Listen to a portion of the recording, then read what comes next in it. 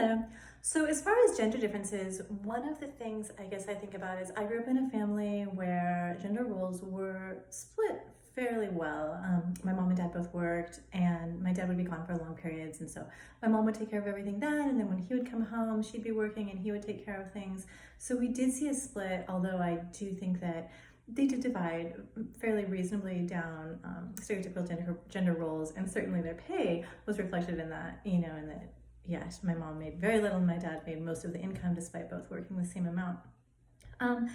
So there's that side of it, but then also, I grew up somewhat in the 80s where it was supposed to be like the year of the woman and stuff. Nonetheless, there was a lot of still stereotypes going around, like, you run like a girl. I remember hearing that a lot because I did like to run. Or, yes, she's really emotional, but she's a girl, so that's why.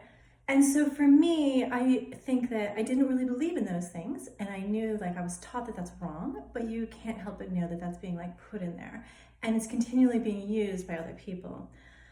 Finally, I would also say that despite being well-intentioned, my parents did help some of those stereotypes proliferate in me, and that they would really say what a good job I did in arts or writing, and they would downplay my academic success, despite that being pretty good as well.